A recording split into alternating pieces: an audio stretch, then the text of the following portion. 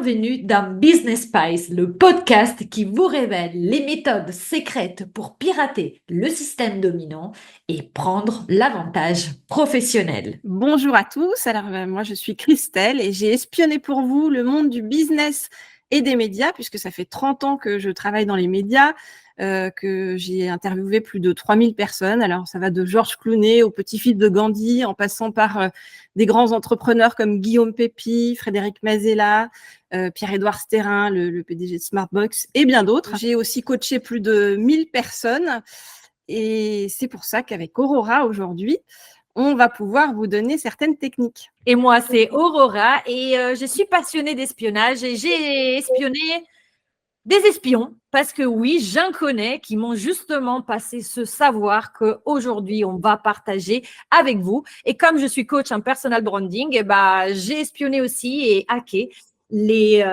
cerveaux de mes clientes. Aujourd'hui, donc, Aurora, on va partager ensemble toutes nos techniques d'espionnage dans le business. On va vous dévoiler une technique pour faire signer facilement vos clients en utilisant justement une technique d'espionnage inconnue, mais vraiment totalement inconnue dans le monde du business, qui est la méthode RICE. C'est parti pour ce nouvel épisode qui va changer votre approche de la vente à tout jamais.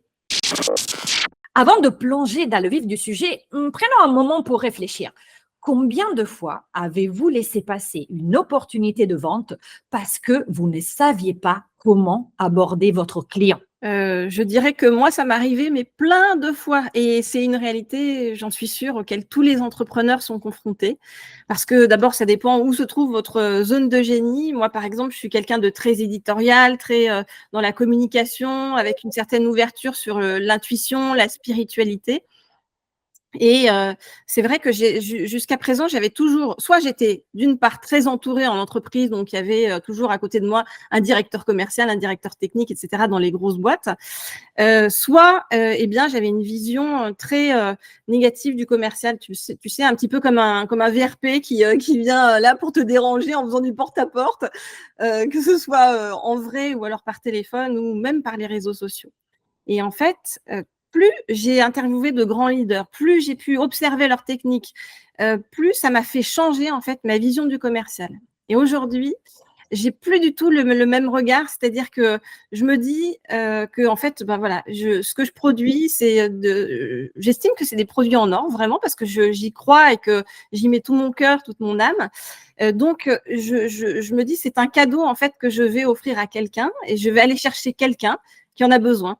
Et finalement, d'ailleurs, je te dirais, Aurora, que c'est la définition de l'entrepreneur, hein, c'est-à-dire un entrepreneur, c'est quelqu'un qui est là pour trouver des solutions, pour apporter des solutions. Sinon, il n'y aurait pas d'entrepreneuriat finalement. Exactement. Donc aujourd'hui, nous nous adressons à vous, entrepreneuses et dirigeantes, qui cherchez à pirater le système pour dominer vos appels de vente et obtenir ce que vous voulez. On va vous montrer qu'avec les bonnes techniques, la vente peut devenir une expérience enrichissante pour vous, mais aussi, et ça c'est important, pour votre client.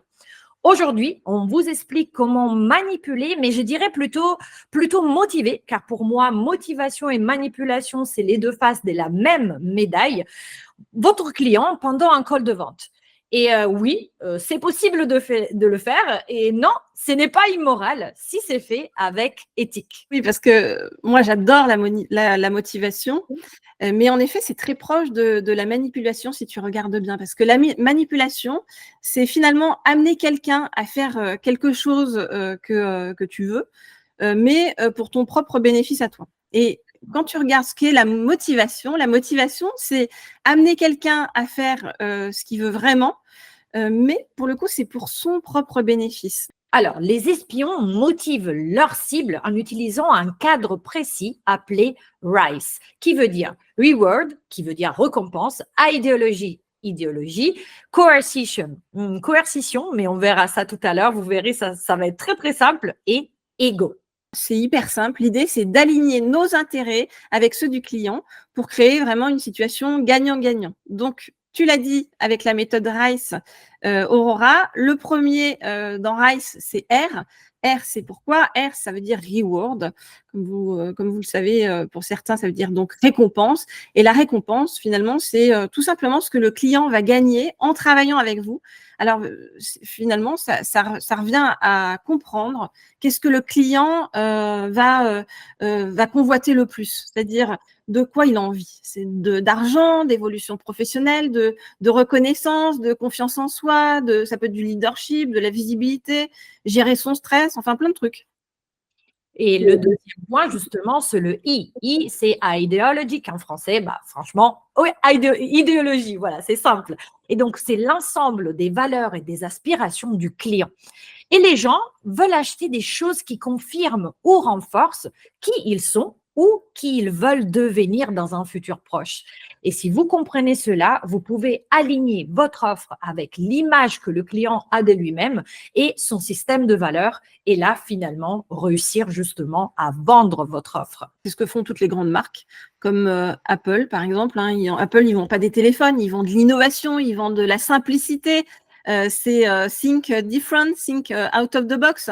Donc, quand vous achetez un téléphone, vous faites partie de ceux qui pensent autrement. On arrive donc à la troisième lettre de l'acronyme qui est C, qui en anglais veut dire coercition. Bon, coercition, on ne va pas traduire comme ça dans le monde du business, on va plutôt parler de conséquences. Et donc, qu'est-ce que le client risque de perdre s'il n'achète pas votre offre, s'il n'agit pas maintenant? Et ce principe est vraiment aussi puissant qu'efficace car on va parler ici du coût de l'inaction. On va parler plutôt dans ces termes-là, en termes marketing. Qu'est-ce que va coûter au client d'attendre et de ne pas acheter votre offre? Le E, c'est l'ego. L'idée, c'est de créer un sentiment d'urgence. Comment est-ce que notre offre va pouvoir renforcer l'image que le client a de lui-même? Exactement. Comment il va aussi être vu par les autres? Parce que c'est ça qui l'intéresse. Et pour ça, ça va parler à son ego. Alors, mais ne vous inquiétez pas, ce n'est pas si compliqué, car là, maintenant, on va vous montrer comment intégrer cette méthode de RICE dans un call de vente traditionnel. Oui, concrètement, finalement, c'est hyper simple. C'est-à-dire que si on commence avec le R, le reward, on va aller voir la situation actuelle du client, c'est-à-dire où est-ce qu'il en est maintenant et où est-ce qu'il veut aller. Donc, ça peut être tout simplement bonjour, j'ai cru que vous vous intéressiez à mon produit, ma formation, etc. Est-ce que vous pouvez me dire qu'est-ce qui vous a poussé à venir vers moi et à vous y intéresser? Et du coup, après, on va ensuite proposer la solution. On va utiliser justement le principe de reward, c'est-à-dire quelle est la transformation qu'il va obtenir en suivant notre méthode. Bien sûr, l'idée, c'est de lui montrer étape par étape quel est l'avantage tangible qu'il en retirera et bien sûr, étape par étape, de quoi il s'agit votre méthode et comment il va arriver à ce résultat.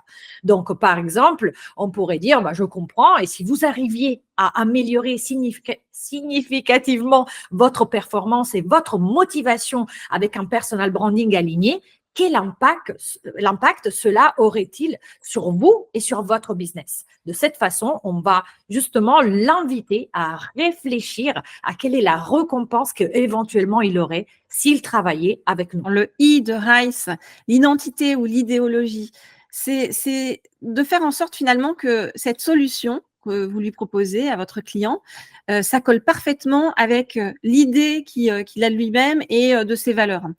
C'est-à-dire, par exemple, s'il se voit comme un leader qui ose, vous allez lui montrer que votre méthode va l'aider à le rendre plus puissant.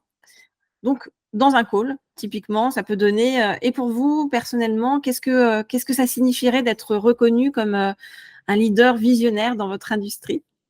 Et ensuite, on va appuyer sur les motivations fortes, son pourquoi. Et on va le faire de façon un peu détournée, car là, on va passer au C. Donc, le C de Consequences or Coercion. Bien sûr, dans le cadre du business, on ne va pas les menacer de leur montrer une vidéotape d'une partie de jambes à l'air pour nous faire signer le contrat. Mais en revanche, on va appuyer sur quelles seraient les conséquences, donc le coût de l'inaction. Et donc, qu'est-ce que ça lui coûterait de ne pas agir tout de suite? Par exemple, dans un call de vente, ça pourrait prendre cette forme. Bien sûr, c'est un investissement de temps, c'est vrai, mais pensez aux conséquences si vous ne faites rien. Dans 3 mois, vous serez toujours au même point, avec les mêmes défis et les mêmes frustrations. En revanche, si vous commencez maintenant, dans 3 mois, vous pourrez devenir une leader affirmée. Par exemple, ça, ce n'est qu'un exemple pour vous montrer comment faire la projection dans le temps et leur montrer le coût de l'inaction s'ils ne passent pas à l'action. Et le E, dans le call, donc le E, c'est l'ego, c'est vraiment en fait aider l'autre à renforcer l'image positive qu'il va avoir de lui. Donc, c'est par exemple lui dire, je sais que tu es quelqu'un ou vous êtes quelqu'un qui prend des décisions intelligentes pour vous ou pour votre entreprise. Et puis, c'est aussi savoir faire, c'est aussi savoir quoi dire par rapport aux objections des clients. Alors, les objections, c'est souvent par rapport au budget, hein. Et là, il faut les aider à voir plus loin. Et vraiment, enfin, moi, ça, c'est quelque chose en lequel je crois beaucoup, par exemple, pour les formations, c'est de dire aux clients, OK, j'ai bien compris que c'est compliqué sur le plan financier, par exemple, mais si tu fais cette formation, ça va te permettre d'augmenter ta productivité, la productivité de ton équipe. Si c'était ne serait-ce que de 10%, qu'est-ce que ça serait l'impact sur ton chiffre d'affaires? Et sans parler de, bien sûr, alors tout ce qui est impact sur toi-même, sur ta propre carrière, sur ta satisfaction personnelle. Donc finalement, quand tu y regardes bien, et vraiment moi j'y crois profondément, c'est que c'est pas un coût, c'est un investissement au contraire que tu fais sur l'avenir. Du coup, vous avez maintenant les clés pour hacker un call de vente grâce à la méthode RICE. Utilisez-la avec éthique et laissez la magie opérer. Oui, parce que c'est important, on le rappelle ici, Aurora, et c'est ce qu'on fait nous aussi quand on fait nos calls de vente, parce qu'on est aussi passé par là. C'est vraiment de créer des conversations authentiques qui nous ressemblent et qui sont centrées sur les besoins des clients. Voilà, on est là pour leur apporter des solutions. Donc, on Exact. espère que cet épisode va vous armer pour vos futurs appels. Et si c'est le cas, bien sûr, likez, commentez sur n'importe quelle plateforme d'écoute et surtout, abonnez-vous pour rien ne manquer au prochain épisode et hack. N'oubliez pas, Si on ne vous donne pas l'avantage, prenez-le. allez, à À bientôt! bientôt et bonne semaine à tous.